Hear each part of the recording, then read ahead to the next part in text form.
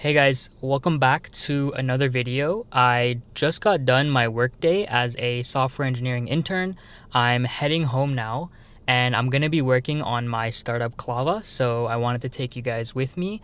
I've been experimenting with Claude Code and I've been using it a lot recently. It's been really useful and I wanted to show you guys how I use it to improve my workflow. Medium vanilla iced coffee, please. Thank you. So what is Claude Code?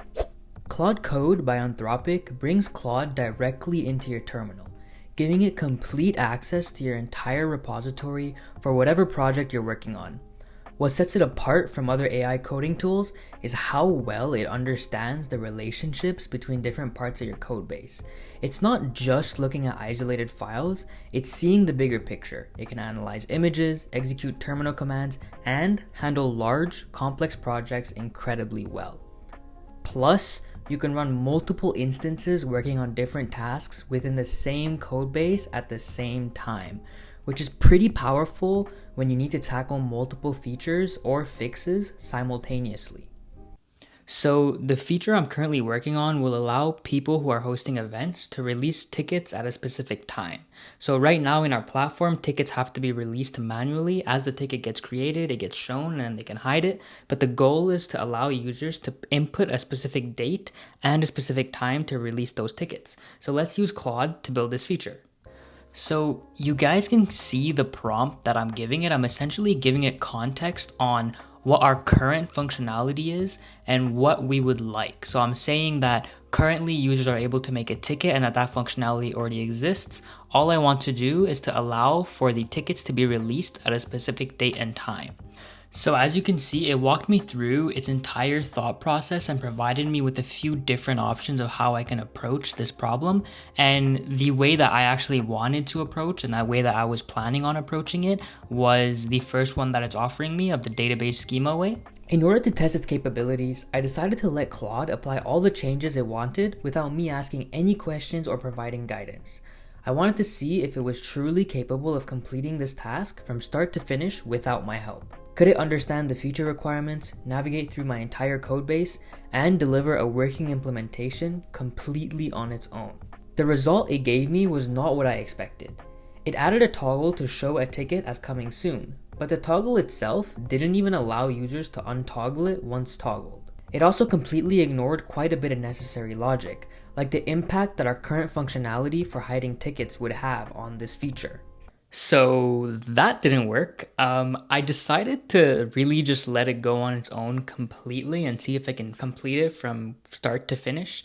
And it gave me a bunch of errors, and what it gave me in the end, I realized was a lot of unnecessary code, but that's because I know more about my code base and I know what the optimal way to implement it is. So I'm going to take another approach and I'm going to kind of guide it in the way that I want to go about it instead and have it walk me through its thought process and just make sure it's taking the right steps. Here's another prime example of why it's important to be super careful when dealing with LLMs. Claude is suggesting that I delete the visible field from my ticket types.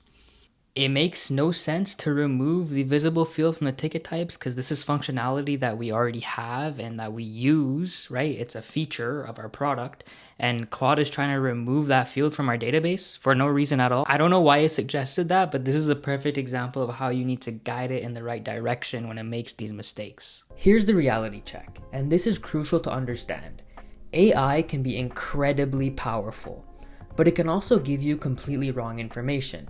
I've had Claude literally ask me to wipe my entire database before. That's why it's important to actually know what you're doing and treat this as a tool, not as a replacement. The terminal output can be hard to read sometimes, and you need to stay engaged with what's happening. This isn't about handing over control, it's about amplifying your existing skills. I believe AI is a great tool to help software engineers increase their output, and I'm seeing this firsthand at my internship and at my startup. You guide it, you review its suggestions, and you make the final calls. When you use Claude Code properly, there are some really powerful features that make all the difference. First, there's the claude.md file. We actually have one set up for our project that gives Claude context about our code base, coding standards, and project structure. This way, every time you start a new session, Claude already understands your project without you having to explain everything from scratch. You've got slash commands for different tasks, including a GitHub integration where Claude can actually do code reviews and catch those niche bugs that are easy to miss. It can pull comments from pull requests and automatically address the feedback. There's also a VS Code extension that keeps Claude on the side of your editor. You can drag and drop files easily, and you can even queue up multiple prompts while one is running. It intelligently knows when to address each prompt. Here's a demo of the final product of the feature I've been working on. As you can see, when a user creates a ticket, they can now schedule a specific date and time for when it gets released.